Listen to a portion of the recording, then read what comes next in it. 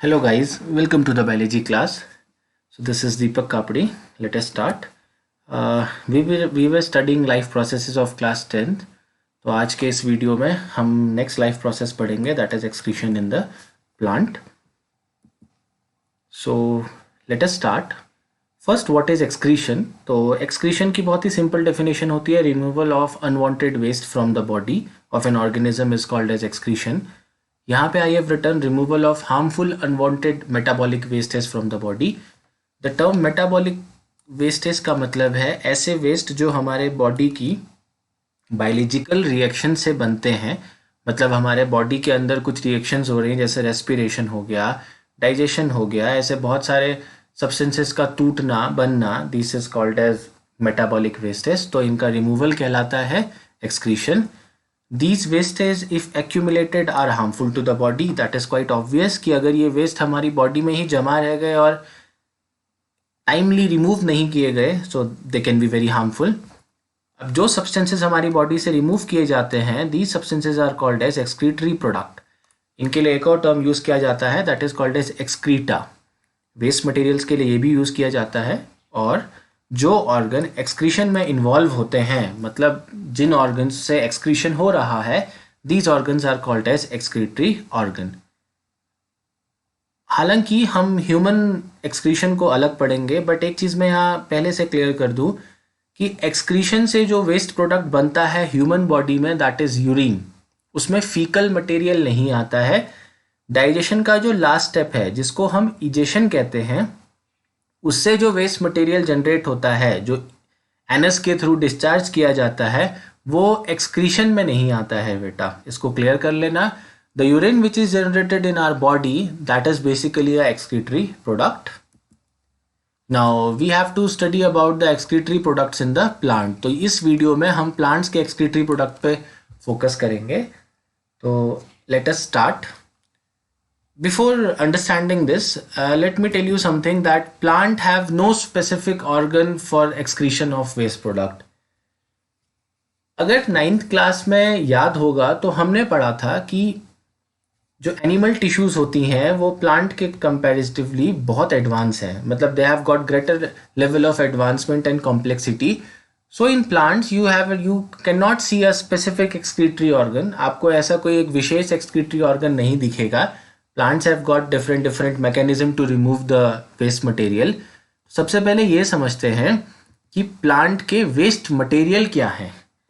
तो ये जो आपको कैटेगरीज दिख रही है nitrogenous waste, organic acid, tannin, gums, resin, salt, excess water and excess oxygen, ये सब प्लांट के एक्सक्रीटरी प्रोडक्ट में आते हैं बेटा. Just introduction of this topic. Nitrogenous waste उन्हें कहा जाता है कोई भी ऐसे कंपाउंड जिसमें अगर नाइट्रोजन है तो उसको नाइट्रोजनस वेस्ट कहा जाएगा. एक बहुत कॉमन नाइट्रोजनस वेस्ट है जिसको एल्केलॉइड कहते हैं. हमारे यहाँ जो भांग का पौधा होता है cannabis sativa, it leaf contain this alkaloids. तो this nitrogenous waste is mostly generated as a by product of the reaction. ये मेटाबॉलिक वेस्ट की एग्जैक्ट कैटेगरी में आता है. मतलब जो भी बायोलॉजिकल रिएक्शंस किसी प्लांट के अंदर हो रही हैं उससे जो वेस्ट जनरेट होगा वो वेस्ट आते हैं बेटा एल्केलॉइड्स में. दूसरा कैटेगरी है ऑर्गेनिक एसिड की. तो इसका एग्जांपल है ऑक्सैलिक एसिड. ऑर्गेनिक टर्म यहाँ इसलिए यूज़ किया गया है कि ऐसे एसिड जो ह्यूमन बॉडी के किसी लिविंग ऑर्गेनिज्म के अंदर पाए जाते हैं तो उसे ऑर्गेनिक टर्म से डिनोट किया जाता है. अगला कैटेगरी है आपका टेनिन्स. तो टेनिन्स आर सेकेंडरी मेटाबोलाइट्स बेटा. सेकेंडरी मेटाबोलाइट का मतलब है ऐसे सब्सटेंसेस जो हमारी बॉडी की ग्रोथ और डेवलपमेंट में डायरेक्टली इन्वॉल्व नहीं है. मतलब they are not associated in the growth and development processes of an organism but they have some secondary function. जैसे यू मस्ट हैव सीन की जो हर्बीवोर्स होते हैं काऊ वगैरह ये हर लीव्स को कंज्यूम नहीं करते हैं. मतलब ये हर टाइप के ग्रीन लीव्स को या ग्रासेस को कंज्यूम नहीं करते हैं. And you must have heard that some plant contain pigment जो इनके लिए टेस्टफुल नहीं है तो ये उसको नहीं खाते हैं. तो वो पिगमेंट क्या है? Nothing but a secondary metabolite. Then there are gums.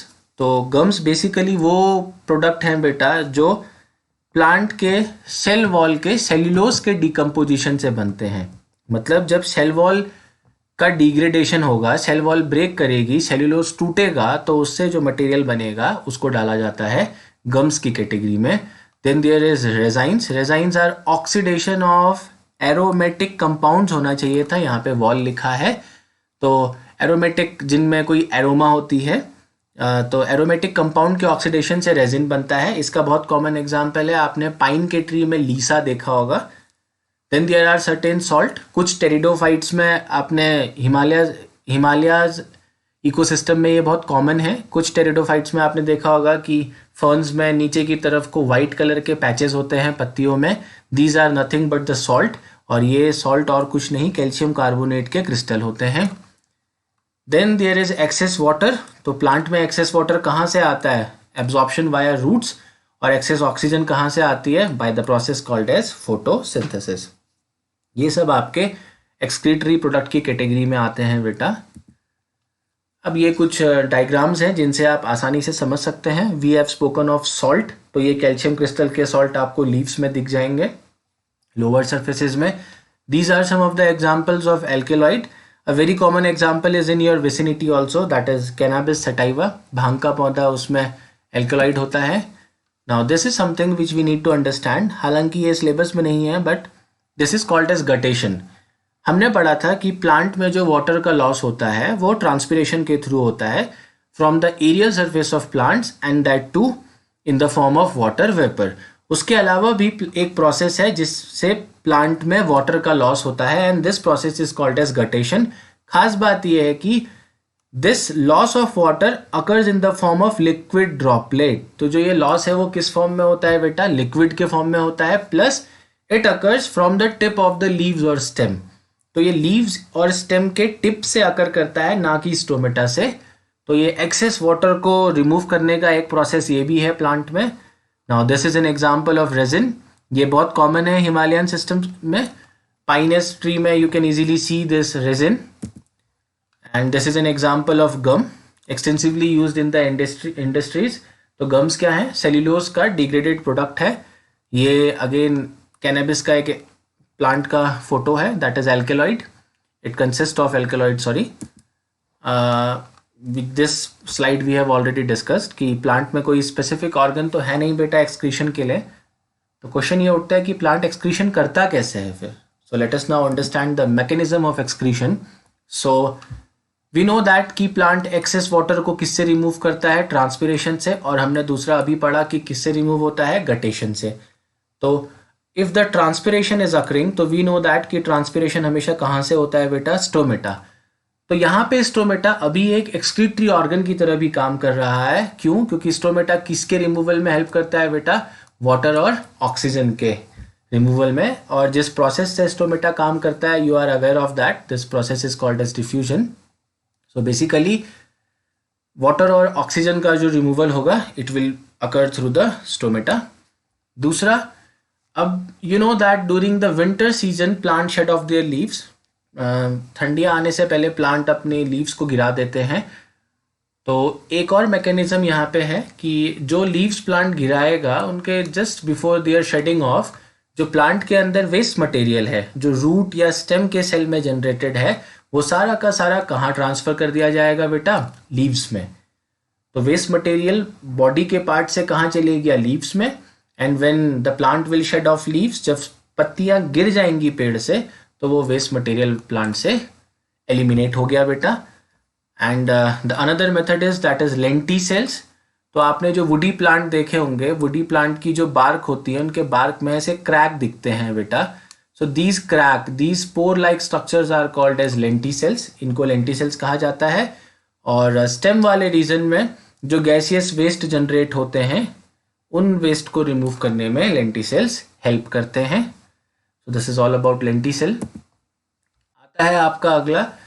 अगर आपने यूकेलिप्टस का पेड़ देखा है, which is not very common hair, तो यूकेलिप्टस के पेड़ की बार्क कुछ ऐसी होती है बेटा. तो प्लांट क्या करते हैं, जो एक्सक्रीटरी मटेरियल है, जैसे टैनिन्स हो गया इस केस में, ये अपने बार्क के डेड सेल्स में ट्रांसफ़र कर देते हैं.